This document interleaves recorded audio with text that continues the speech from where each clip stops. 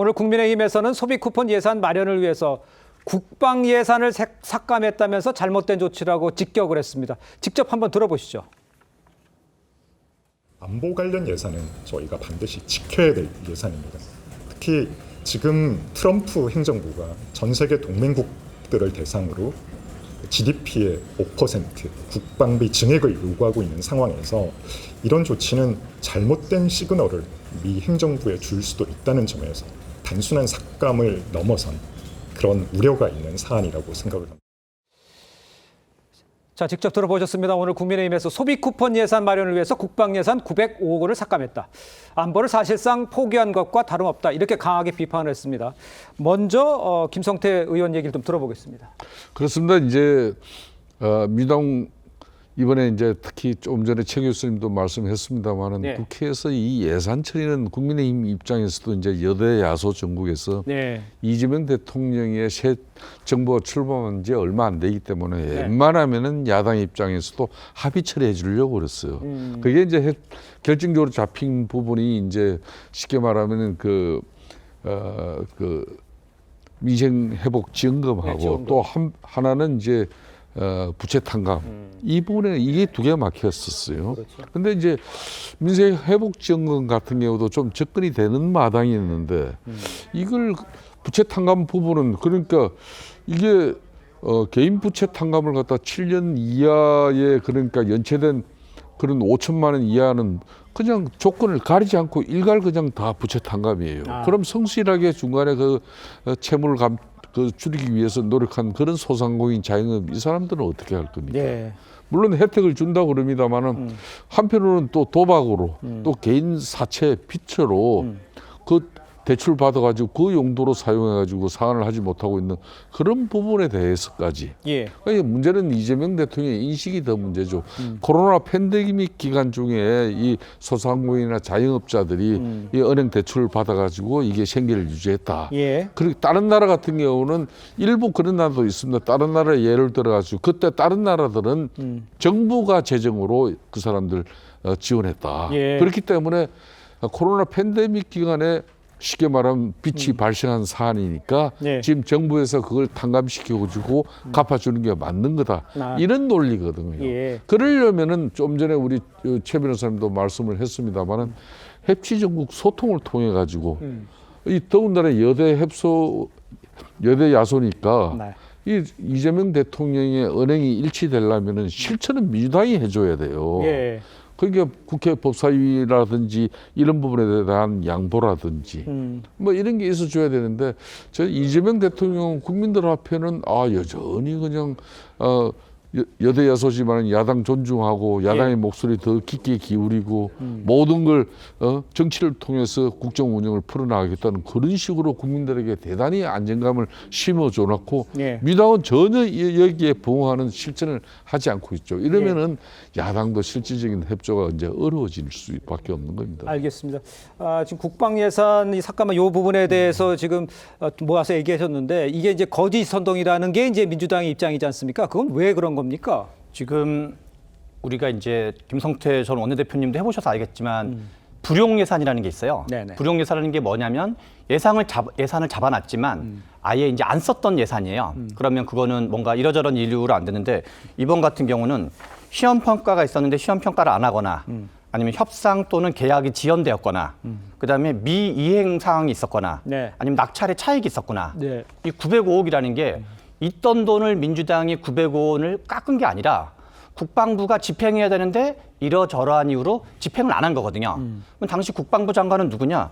김용현 국방부 장관이었어요. 김용현 국방부 장관은 예산 집행되는 건 한 개도 안 챙기고 내란 쿠데타 같은 걸 하고 있었던 거거든요. 네. 그래서 오히려 제가 보기에는 국민의힘에서 905억 원을 비판하려면은 김용현 장관에 대한 비난을 해야 되는 게 맞는 거지.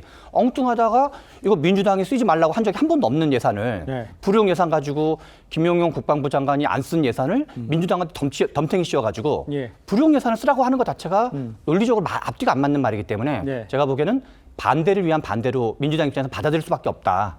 반대를 위한 반대다. 네, 최준영 변호사. 반대를 위한 반대인지 여부에 대한 반대를 하겠습니다. 예. 왜냐? 이 부분은 두 가지 문제가 있는 것이에요. 제가 이번에 905억을 싹둑 잘랐는 내용이 뭔지를 한번 말씀드리겠습니다.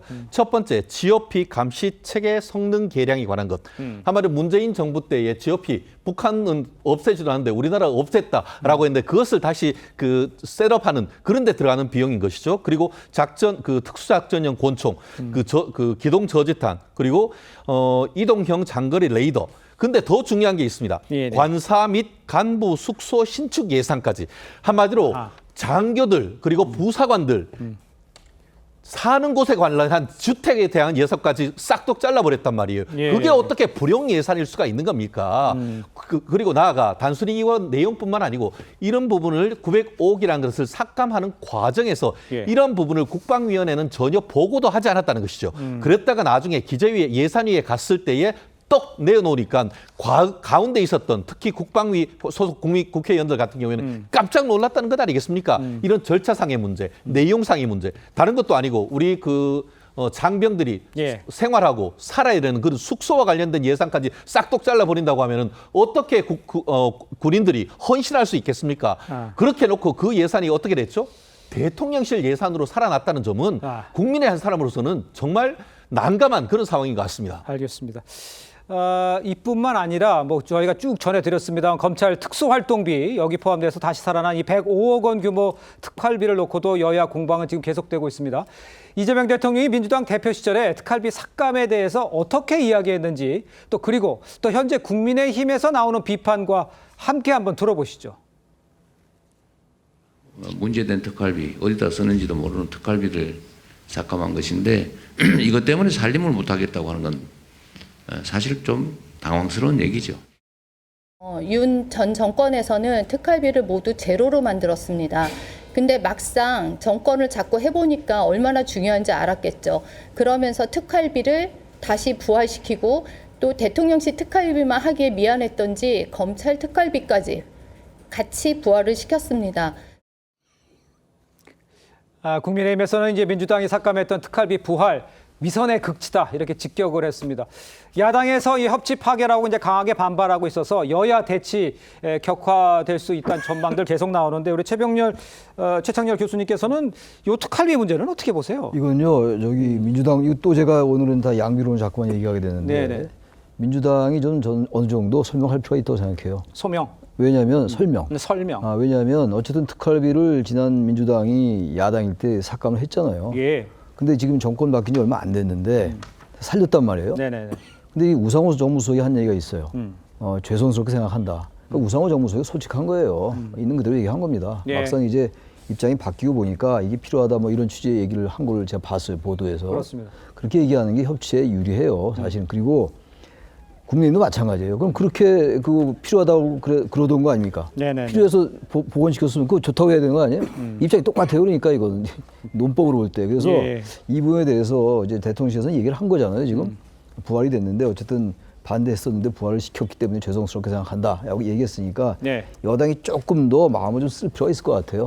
일단 이 상황이 됐는데 미안하겠다라든지 꼭 미안하다는 단어 안 쓰더라도 예. 그래야 뭔가 협치가 되지 계속 하는 글쎄요 지금 정권 출범한 지 이제 한 달 남짓인데 예. 여야의 행태는 그대로다. 그리고 아까 아파치 공격 얘기 잠깐 한 말씀만 하고 넘어갈게. 네. 지금 이제 유영훈 의원도 그런 얘기 했어요. 국민의힘의 군사 전문 기자 출신인데 그렇죠.